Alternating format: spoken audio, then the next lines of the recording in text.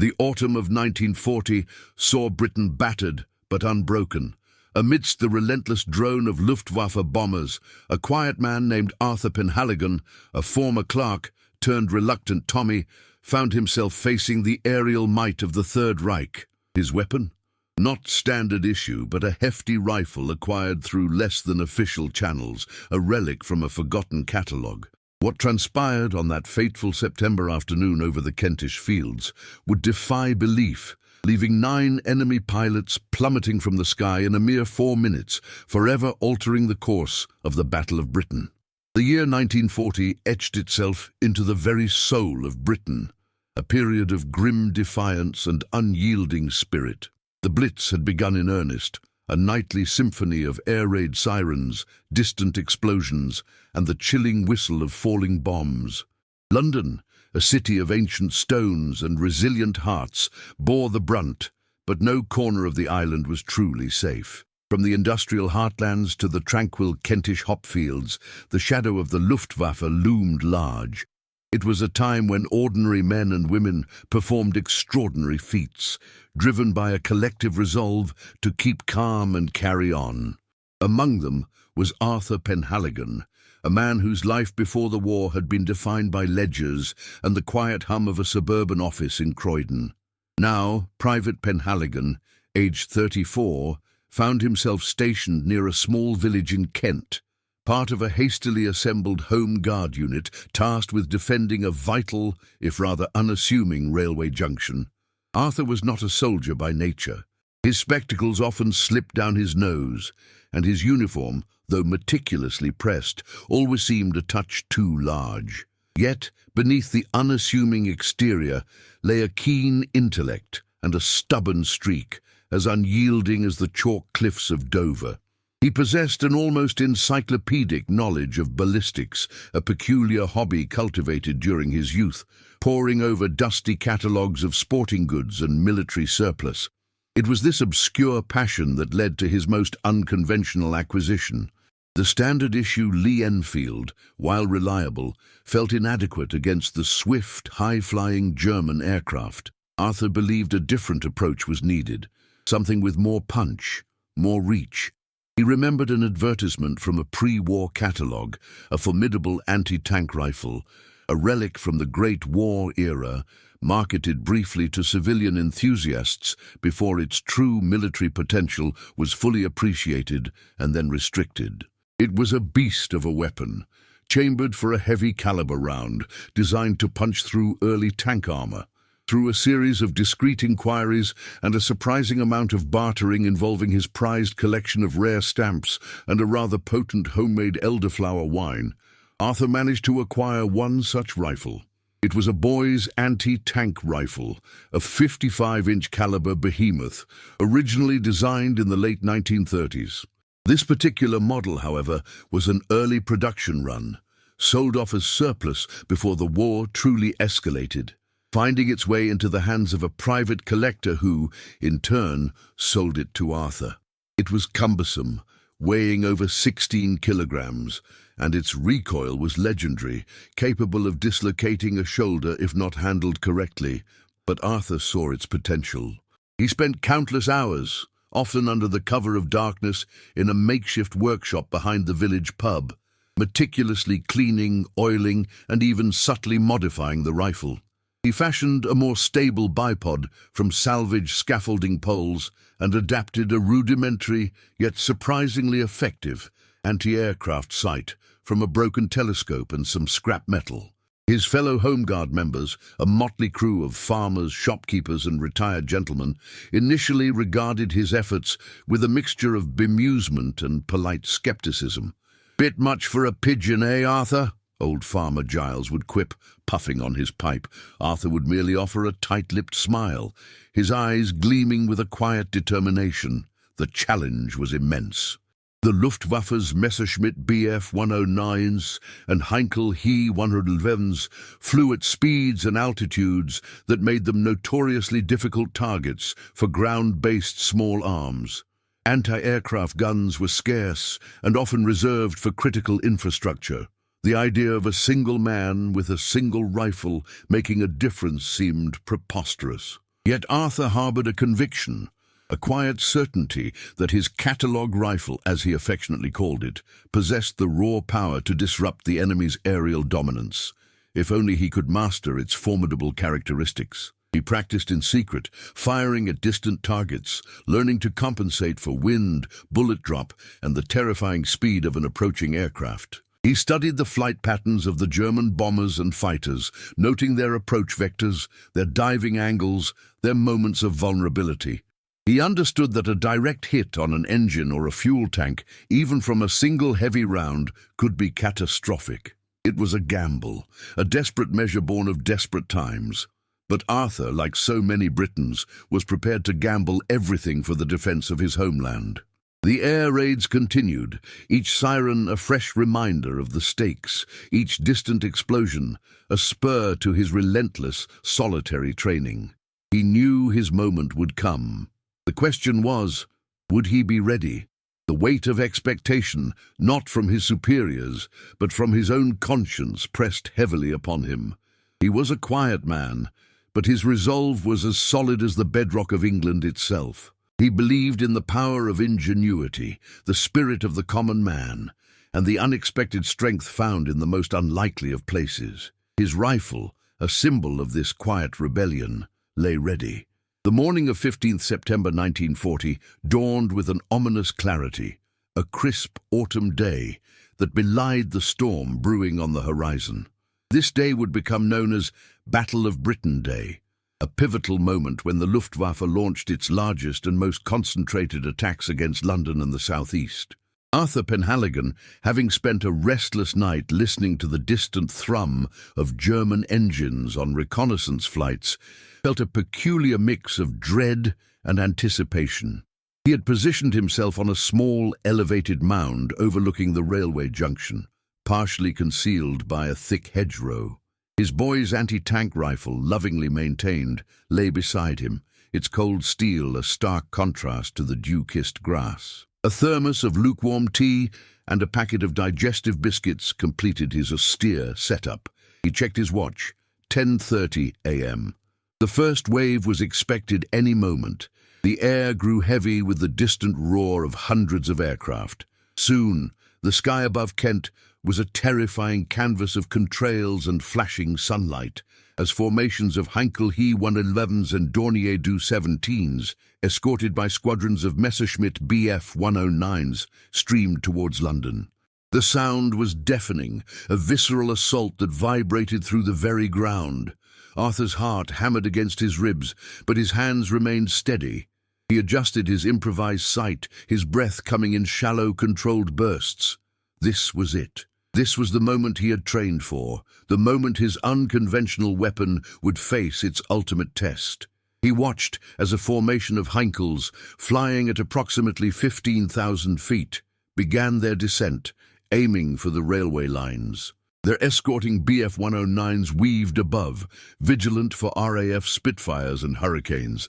Suddenly, a lone Bf-109, perhaps a straggler or a particularly aggressive scout, peeled away from its formation, diving lower, its machine guns chattering as it strafed a nearby field.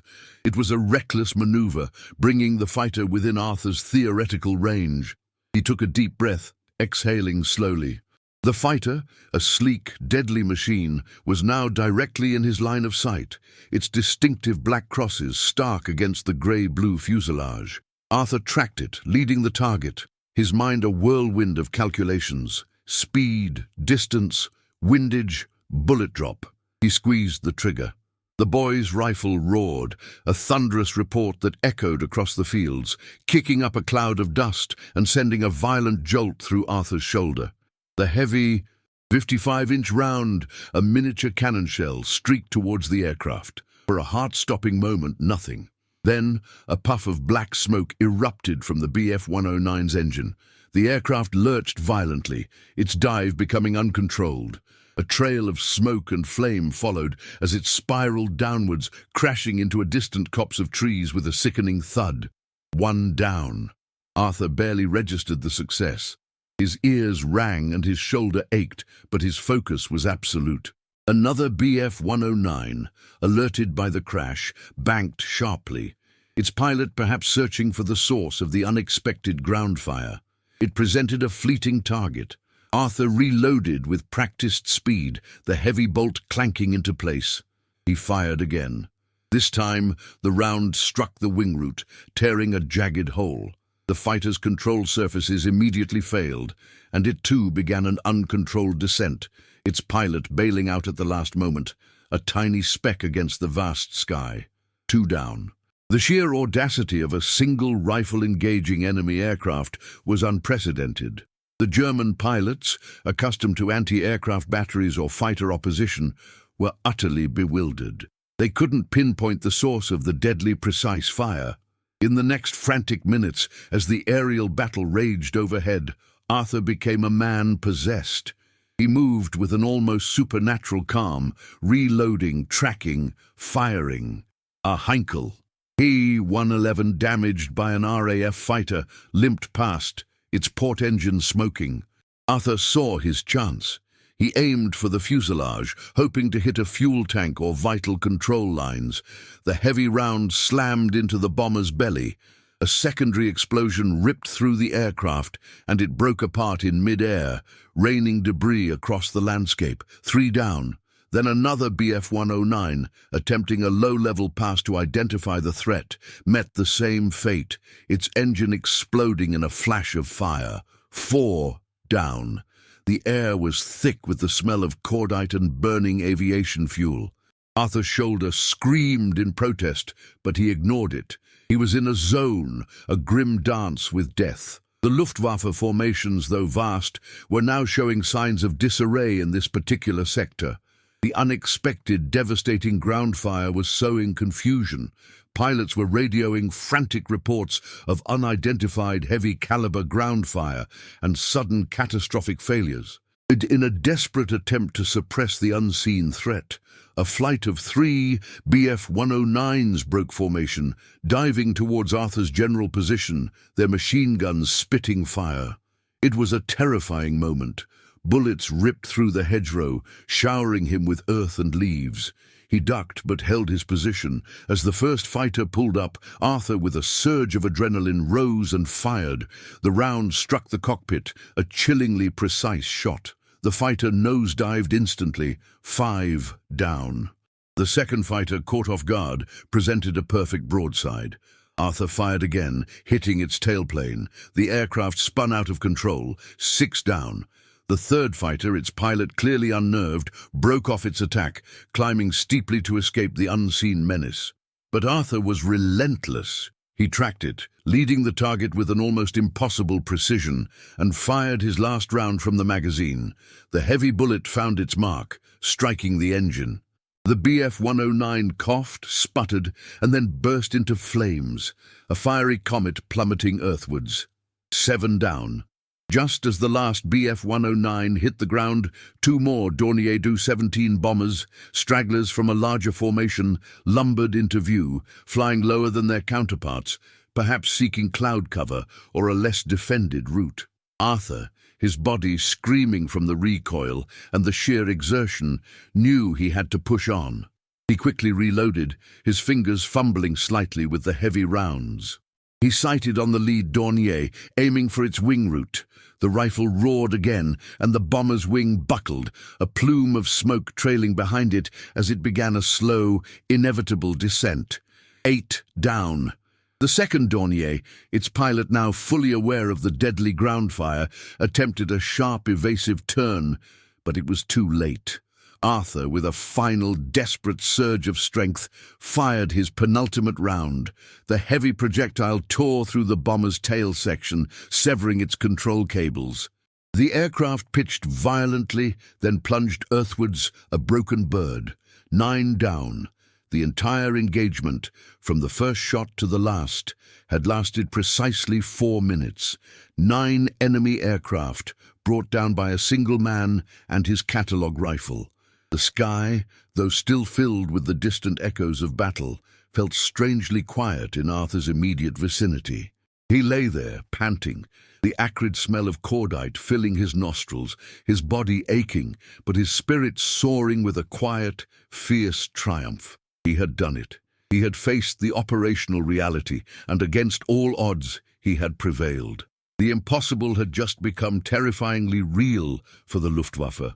The aftermath of Arthur Penhaligon's extraordinary 4 minutes of defiance sent ripples of confusion and alarm through the Luftwaffe's command structure. Back at their forward airfields in northern France, intelligence officers pored over the frantic, often contradictory radio transmissions from the returning pilots. 9 aircraft, confirmed lost in a single localized engagement over Kent, not to RAF fighters, but to unidentified heavy-caliber ground fire. This was unprecedented.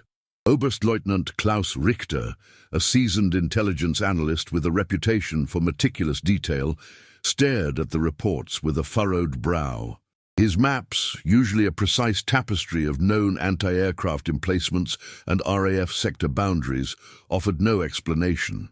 There were no heavy flak batteries reported in that specific grid square, certainly none capable of such rapid, accurate and devastating fire against both bombers and agile fighters. 9 aircraft, Herr Oberstleutnant, his aide, Lieutenant Schmidt, reiterated, his voice tinged with disbelief. 2 Heinkels, 2 Dorniers, 5 Messerschmitts.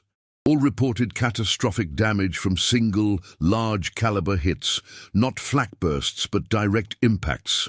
Richter tapped his pen against the table. Single impacts against fast-moving targets?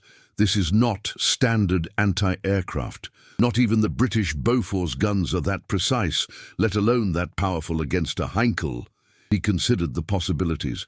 Perhaps a new, secret British weapon, a prototype anti-aircraft cannon.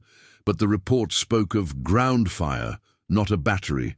The pilots described the impacts as sudden, violent and originating from a low, concealed position. One returning Bf-109 pilot, visibly shaken, swore he saw a flash from a hedgerow before his wingman exploded. Richter ordered reconnaissance flights over the area, but they revealed nothing conclusive, just the usual patchwork of fields, villages and the occasional bomb crater.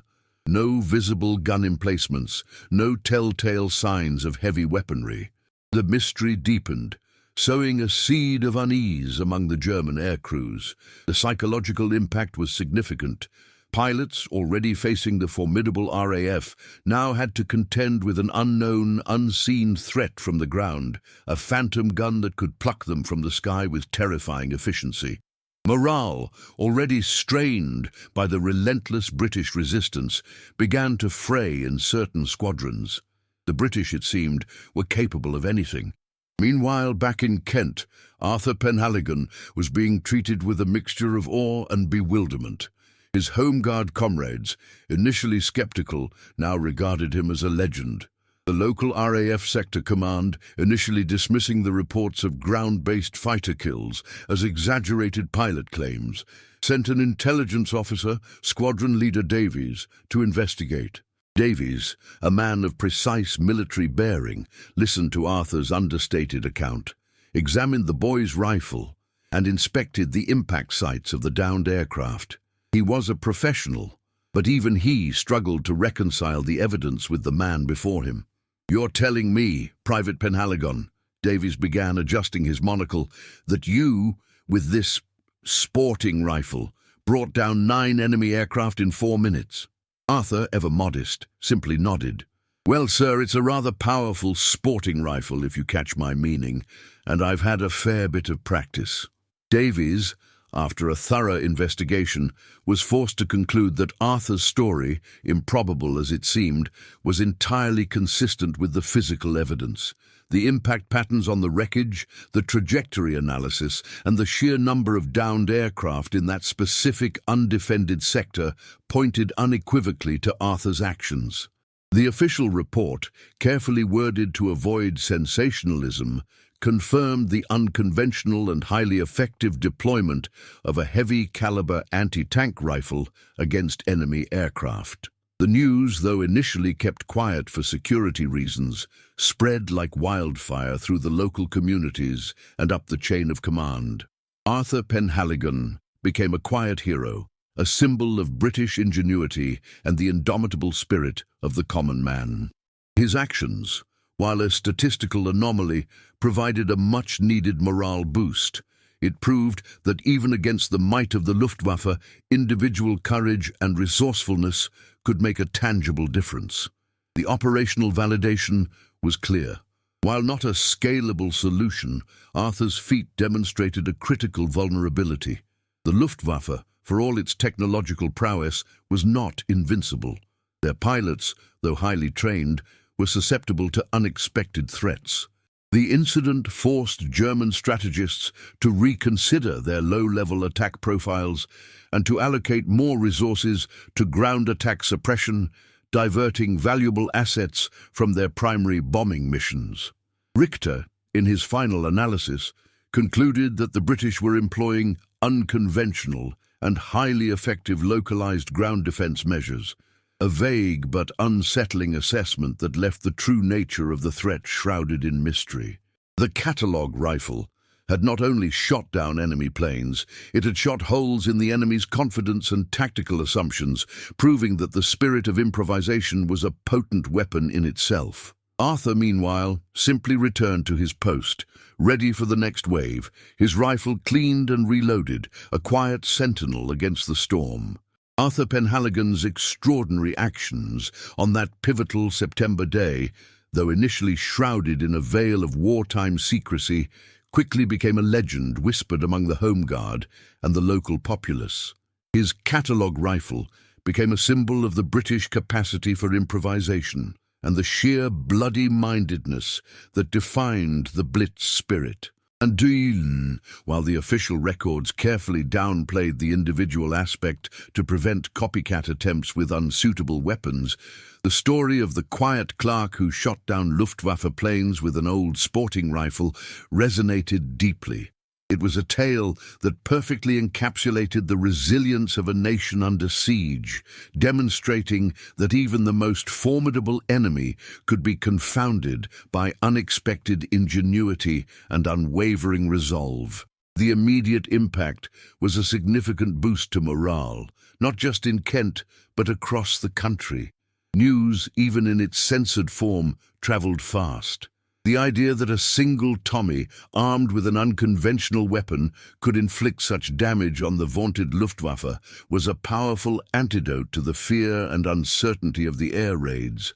It reinforced the "we can take it" mentality, the stoic determination to face down adversity with a stiff upper lip and a touch of dry humor. Arthur himself, despite his newfound local fame, remained the epitome of British reserve. He politely declined interviews, preferring to focus on his duties, often found meticulously cleaning his rifle or sharing a cuppa with his comrades, discussing the finer points of ballistics with the same earnestness he once applied to accounting ledgers. He was awarded a commendation for bravery, a quiet ceremony attended by his unit and a few senior officers, but he wore his heroism lightly, seeing it merely as doing his bit. The long-term legacy of Arthur's feat was multifaceted. Tactically, the incident, combined with other instances of unexpected ground fire, forced the Luftwaffe to reassess its low-level attack strategies. German pilots became warier of ground threats, often flying at higher altitudes or adopting more evasive maneuvers, which in turn made their bombing runs less accurate and their fighter escorts less effective against RAF interceptors. This subtle shift in tactics, born from the perplexity caused by Arthur's rifle, contributed to the overall Allied air superiority that eventually turned the tide of the air war. It was a small but significant crack in the facade of German aerial invincibility. Culturally, Arthur Penhaligon became an enduring, if understated, folk hero. His story, though never fully sensationalized by the wartime press, became part of the rich tapestry of British wartime anecdotes. It spoke to the power of the individual, the belief that every person, regardless of their background, could contribute meaningfully to the war effort. It highlighted the class unity that emerged during the war, where a former clerk could stand shoulder to shoulder with farmers and factory workers, all united under the Union Jack against a common foe. The Catalogue rifle itself became a metaphor for British improvisation, making do, mending, and finding unconventional solutions when conventional ones were scarce or inadequate. It was the spirit of the Dad's Army writ large, but with deadly effectiveness. Years after the war, Arthur returned to his quiet life, though he occasionally received letters from enthusiasts and historians keen to learn more about his unique contribution. He would always respond with characteristic modesty, emphasizing the collective effort and the bravery of all those who stood against the darkness. His rifle, a testament to his ingenuity, eventually found its way into a small, local museum, a silent witness to a moment when one man, armed with an unlikely weapon and an unyielding spirit, defied the odds and helped to safeguard his nation. The story of the British Tommy and his Catalogue rifle, shooting down 9 Luftwaffe pilots in 4 minutes, became more than just a wartime anecdote. It transformed into a powerful narrative of human resilience, a testament to the fact that courage, innovation, and a touch of British eccentricity could indeed change the course of history. It was a quiet revolution, fought not with grand armies, but with a single well-aimed shot from a Kentish hedgerow, echoing the defiant roar of a nation that refused to be beaten. The legacy was not just in the downed planes, but in the enduring spirit it ignited. Fancy a deeper dive into Britain's unsung heroes and their incredible wartime ingenuity? Hit that like button, subscribe for more captivating historical narratives, and share your thoughts on Arthur Penhaligon's extraordinary feat in the comments below. Cheerio.